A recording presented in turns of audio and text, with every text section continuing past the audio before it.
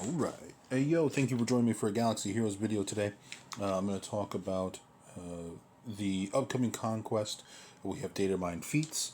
Capital Games was kind enough to release their updated disc pool, which is a little frustrating. Not frustrating because it's not released, because some of the discs that I normally rely on are not there. So this is going to be kind of a rough skeleton of the ideas that I have. I will discuss the discs that they have available, what we should be looking for, that type of stuff. And I'm going to just try to quickly glaze over all the different feats and talk about each one as they come up. So we'll go ahead and get started. Let me go ahead and reopen this so that I can read the feats as I go. Well, some of them are going to be obvious. We still have the ones on the gold path, the challenge path. That's usually done by Sector 3. And that's making sure that I do the top side. Bottom side is fine if I'm picking the right enemies. But I always make sure that I get the top because I want the two options for the different discs. So I suggest that always. And I get that one by like I said, by Zone 3, Sector 3, I usually have that one done. So I don't think that was very difficult. 40 Galactic Republic wins. We'll start there. I do have... so my 501st is somewhat serviceable now that 5 is at least gear 12. I have tested them out in Grand Arena against a handful of teams. And it's not great. I don't think it's stellar. I still have a lot of work to do. But I think they can handle a lot of things in this, especially with a lot of the disc help that they are going to be getting. Padme team with Cat. I do not have Kenobi, so that's a great use for her right there. And Bad Batch. Bad Batch has the ability to kind of get out in front, especially if Echo is the fastest, which obviously is harder, especially once you hit like Sector 3, 4, 5. Once they have, the over-prepared 3, 4 to 11. So sometimes the enemy goes twice before you get to go once, and that can be a problem for this team. But if you are faster or can find a way to get ahead of them, I think that team is fantastic for that, especially against things like droids. And I think we will be getting a lot of droid enemies at some point, because there's another feat here for 600 B1 battle droids. I'm assuming that stacks. I'm assuming that you have to defeat that many stacks. So if you can get to a situation where you allow that B1 to stack up a whole bunch and then just, kill everybody else and then auto basic that down, I hope that will count. Again, we'll have to see how that goes. We need 50 stab kills. Now, I put this in here thinking that we would have some of those discs that I rely on. The Amplify Agony, the Volatile Accelerator, the Ruthless Swiftness. So what I would do is Lord Vader would go first, drop the AoE, so many debuffs, they take a whole bunch of percent health damage. The Ruthless Swiftness would allow stab? I don't know. Somebody let me know in the comments how that's supposed to be pronounced. Is it stop? Like STOP, or stop like STAAHP? Is it stap? STA? I don't know. Anyways, so then stab would come in with an AoE and knock everybody down. So tentatively, I am still going to try to use this in some capacity. Again, I'll talk about some of the discs that are available, but none of those discs are available this time. One disc that is making it back is the Invasive Endings. And so I plan on using that with the Mandalorian, the OG Mando, in case of... because there's a 20 light side battle, 20 battles with light side Mandalorian surviving, right? And so with Invasive Endings, especially before, when I had all the Amplify Agony and Volatile Accelerator, so they would take tons of dots, take tons of damage, and then they would all just die. I'm hopeful that we can pull something off here, and this worked in the last Conquest, where you had one character, he died. When he revived, everybody else had 5 dots on them. And so that multiplied, of course, with the Volatile Accelerator, Amplify Agony, and all of them ended up melting. I'm hopeful that we can do something similar here. Again, just the groundwork. If I can find a way to put together a Mando team and have voluntary vanguard on light side Mando here. Maybe then they would kill him. Everybody else would survive. A whole bunch of dots would go out, and they would all blow up, etc. I don't think we have. Yeah, we don't have that disc either, so it's not like they would get thermals either. So it's going to be a rough one, but we're going to try it. I don't have a light side Mando team other than that, to be perfectly honest. Now, BAM, this team works because of Volatile Accelerator and Amplify Agony. And so I don't know if we're going to be able to use this like we always do. And so typically what happens is I put Bam, Han, Chewie. Bam needs his Zeta and Amplify Agony and Volatile Accelerator, and then three of them would outrun everybody, right? And so you would get anybody you need to survive. We're going to try it. We'll see how it goes. But hopefully we can get back where he is. I don't plan on gearing him up or leveling him up. So I'm not as invested in the Queen as I was Bane. It's just an unfortunate thing here.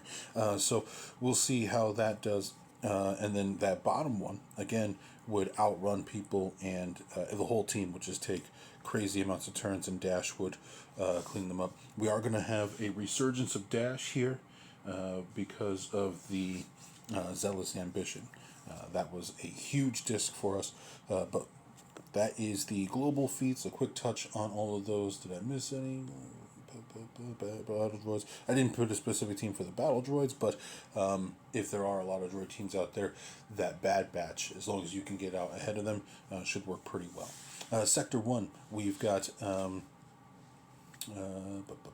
50 battles, 50 enemies with Jedi units.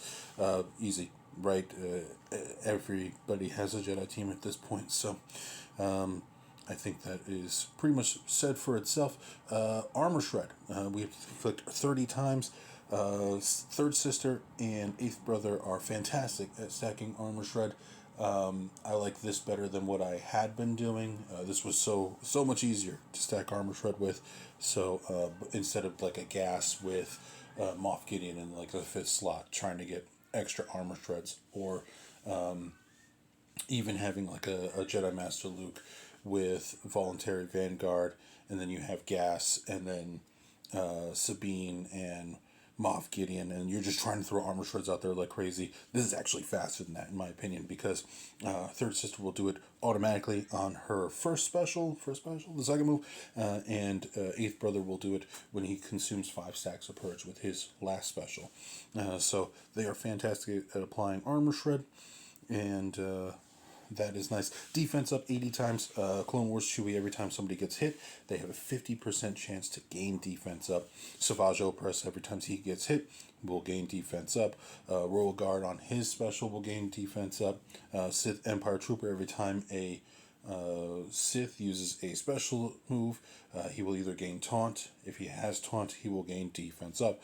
Kylo Ren Unmasked, just very thick, hard to kill, has a lot of defense, a lot of health, so he'll take a lot of hits. So I'm just going to throw this in, hit auto, it's going to get all 80 defense up. It always does. It always does. It works wonderfully. That one I stole from Sarah, of course. Secret Intel, I don't think there's anything special about it. Just put in, Rey, Ben, and then BB-8, and whoever you want. Really, I put Hero Finn in there, mainly because of how fast he is, and how he's marvelous at getting the team going here.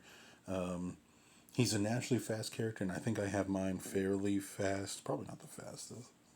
302. Okay, so not that fast. Ignore that. But yeah, you can potentially get him really fast. And then you have a kind of a battery to help fuel the rest of the team to get moving. Sector 2, no attackers. This is my favorite no attackers team of all time. This beats things like, even in PvP, it beats things like Grievous. It beats Padme. It beats all sorts of stuff. I love this team. I really do. Always have. So yeah, that one's super easy. especially if you find like bugs or something else that attacks out of turn, Mon Mothmas, things like that. Speaking of that, you also want to try to find bugs for this next one. 100 evades in a win. Maul automatically increases everybody's ability to evade, especially when they're stealthed. You got 2 tanks. Talon, who has her own stealth and can evade. Sith Eternal Emperor for the win. Because you just got to be able to blow them up at some point, and allow them to take a lot of turns. So that's why I suggest like a Mon Mothma team or Bugs team, so that you can just let them keep on attacking at you and keep whiffing those punches. 2 tanks, so you have multiple ways to encourage them to tank. Obviously, the fear every time they hit crit Malik. You Talon, when she drops below 100% health, will force the 2 tanks to taunt. Sith Eternal Emperor's linking will force them to taunt. So there's a lot of really cool things that happen on that team to keep your tanks taunting and allow them to evade, gain stealth, lose stealth, evade, gain stealth, lose stealth, all that good stuff. 400 Plague, pretty self-explanatory. Try to kill them with Marin's special, and it will spread tons of plague everywhere. 60 health steal up, you have it on 3 people on your normal Star Killer team. Emperor Palpatine on his special will give everybody health steal up. Visas Mar on her heal, her first special, will heal everyone as well as potentially revive anyone and give everyone health steal up. Juhani, once she drops below 100% protection, will gain health steal up and stealth. So that team is really fantastic at getting health steal up, assuming, of course, you don't just get your Mara Jade out in front and nobody else even takes a turn except for Palpatine. But, prioritize those health steals, and it happens pretty regularly for that team here.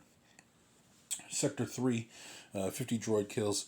When it comes to anything, kills, I'm leaning on my Galactic Legend Luke here.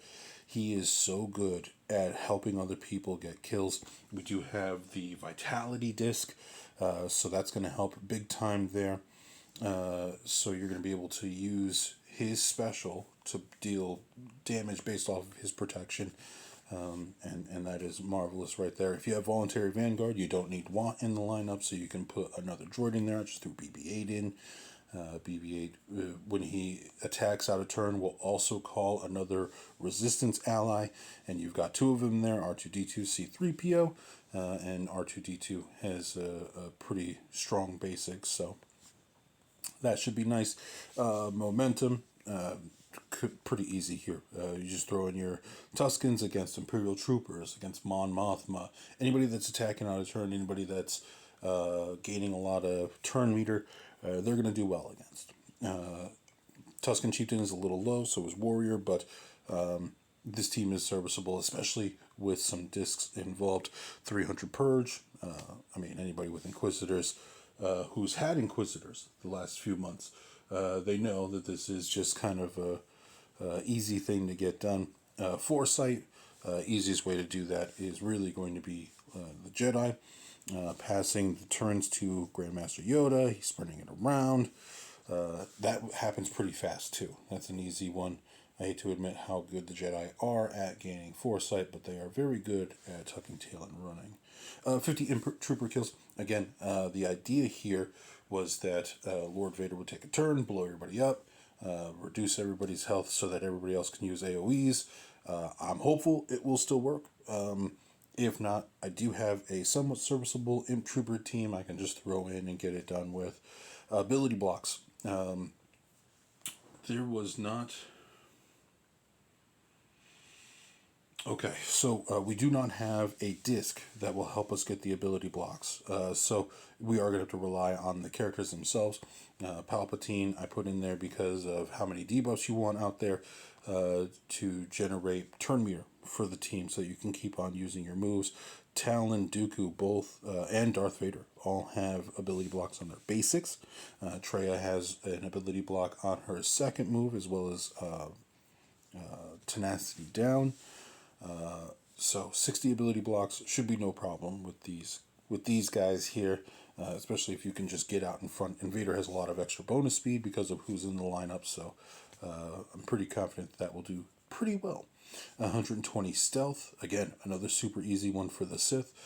Darth Maul gives everybody stealth right off the rip. So as soon as you fire up the match, you're going to get 5. And then Sith Assassin can give themselves another one.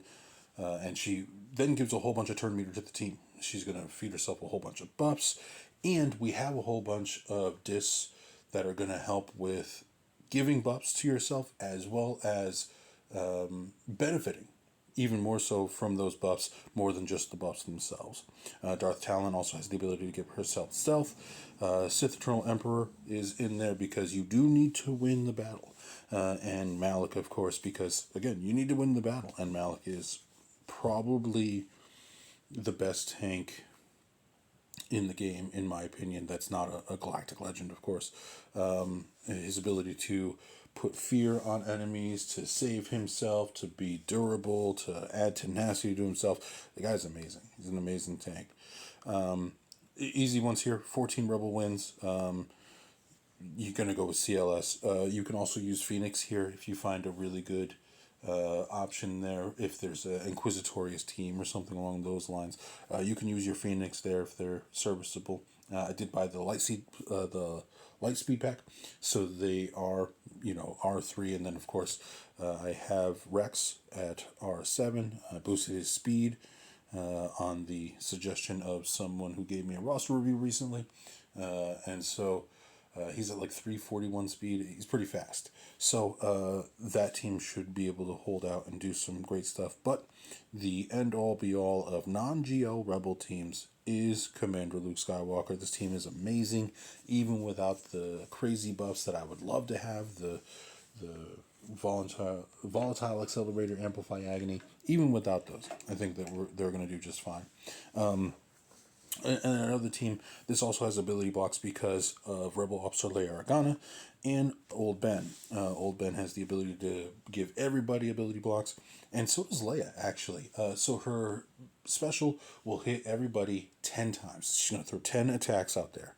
If somebody gets struck twice, which if it's against a team of 5, you have the potential to hit all 5 of them twice. Then they get ability blocked. So this is also another great source of ability blocks. So we have options here to try to get that done pretty quickly. All right, Sector 5, 50 Inquisitorious kills. Again, basic idea of the Vader with 8th Brother. You could also fill the whole team with people who hit with AoE's 3rd Sister, Grand Inquisitor, 5th Brother. Even Ninth Sister. Ninth Sister has an AoE. So you could fill the team with people who do AoEs and try to kill them that way.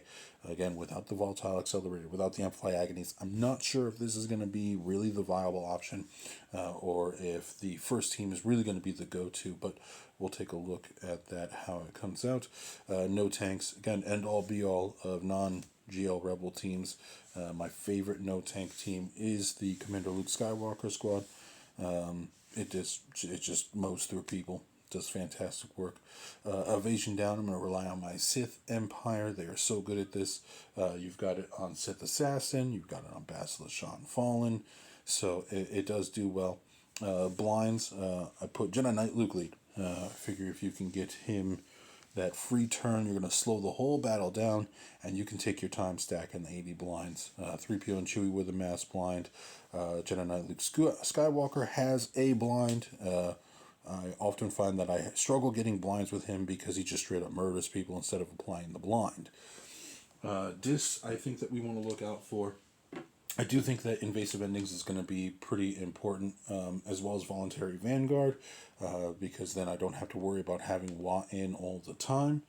On top of that, we have a Sorsu disc coming back, which we had it a while ago. What it does is any damage done to you, you build up your defense, and then when you go to use a move, it does damage based off of your defense to that enemy. And so it's basically like a great counterattack skill. So you put it when you have it with Jedi Master Luke, he takes a bunch of hits. Then when he goes to hit somebody, he does extra damage using that disc, and that damage can't kill anyone. So if he's got really high defense, even if he would blow somebody up and take them right out, it'll leave them with at least 1% health, and you can come in and clean up with somebody else. So maybe a stop there instead of calling him in, because you won't be able to call him in because he's dark side. So maybe you could do it that way. Zealous Ambition, I think, is going to be super important. We have so many for your Padme squad, for even your the no attacker squad, that Treya squad. Everybody's so hyped up. You've got people blowing people up. You've got Nihilus is listed as a support. And so if he's doing damage based off his, I mean, it is crazy. It is crazy. But also that dash. Dash is so good with Zealous Ambition. So we have the Republic Resolve, which is basically you reflect 20% damage that you take. So your Galactic Republic team will be taking those hits and reflecting that damage back. Great for the 501st. I think that's going to be huge.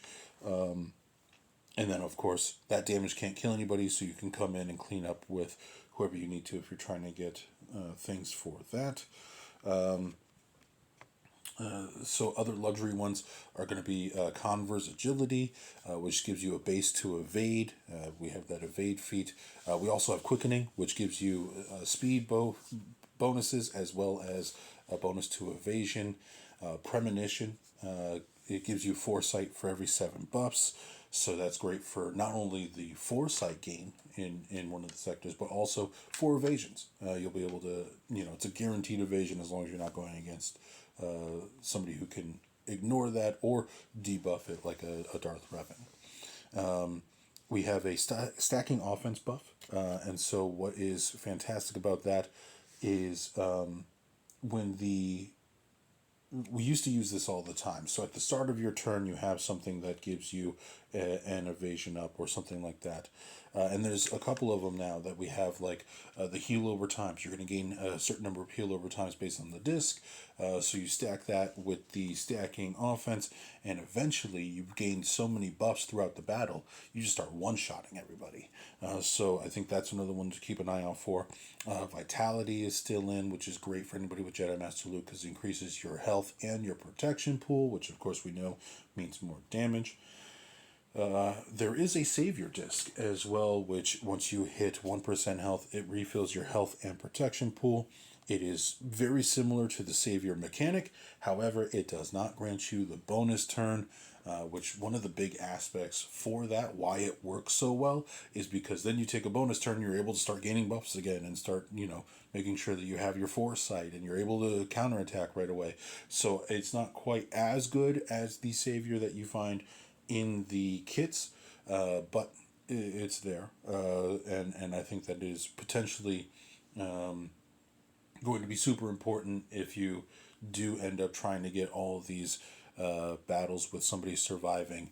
Then they get killed, they get a second chance at life. If you're able to cover for them after that first death, great. That is my plan for this one. I'm not terribly invested. I apologize. It's nothing against her. I love her, but it's not. Well, let's just be honest. It's not Bane. It's not gonna revolutionize my account. It's not gonna fit so perfectly. So, she's gonna be one of those ones that I unlock in 6, maybe, depending on how well I do. A lot of adjustments to make because my normal game plans involve discs that are not available to us. So any suggestions, I'll take them. If you guys even made it this far, I know this is one of those longer videos, but either way, thank you guys for hanging out with me, spending the time listening to me ramble on about random nonsense. Again, thank you so much, and may the Force be with you.